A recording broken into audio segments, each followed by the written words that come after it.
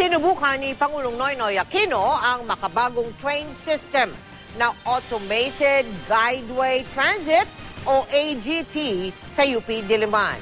Nasa testing stage pa ang proyektong ito ng DOST at UP.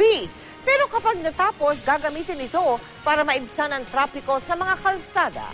Nakatutok si Teresa Andrada. Tinatayang umaabot sa 100 hanggang 150,000 na mga sasakyan ang dumadaan sa EDSA araw-araw ayon sa Metropolitan Manila Development Authority o MMDA dahilan sa problema ng trapiko araw-araw. Isa sa nakikitang solusyon ng Department of Science and Technology para mabawasan ang trapiko, dagdagan ang mga tren na pwedeng sakyan ng mga commuter. Sa UP Diliman makikita ang prototype o sample ng Automated Guideway Transit o AGT, isang proyekto ng DOST at UP. Nasa mahigit 400 metro ang tinatakbo ng AGT sa testing site na may bilis na 40 kilometers kada oras. Pagmamalaki ng DOST, 100% Filipino-made ang tren na ito. Gaya ng MRT at LRT, emission-free ang AGT dahil kuryente ang nagpapaandar dito.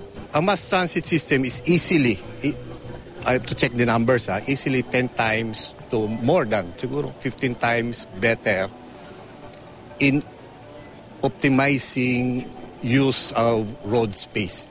Kaninang umaga, sinampulan mismo ni Pangulong Noynoy Aquino ang AGT nang magsagawa ng demo run ang DOST. Ang AGT ay bunga ng 2 taong pagsaliksik ng DOST at UP para sa pagbuo ng isang makabagong train system. 55 million ang inilaang pondo ng DOST para sa AGT. Sa ngayon, nasa testing stage pa muna ang proyekto. Pero may ilang lungsod na raw gaya ng Quezon City, Makati at Pasig ang nagpahiwatig ng kagustuhang maglagay ng AGT.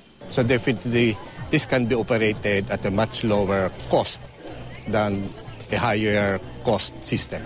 Ang isa pang proyektong ginagawa ng ahensya ngayon ay road train. Imbes na sa elevated track gaya nito, sa mismong kalsada pwedeng tumakbo ang road train dahil goma ang gulong nito. Maglalaan ng isang lane sa kalsada para daanan ng tren. 5 naman ang coach ng road train at maaaring magsakay ng 120 katao. Sa Bikutan Taguig naman gagawin ang testing site para dito.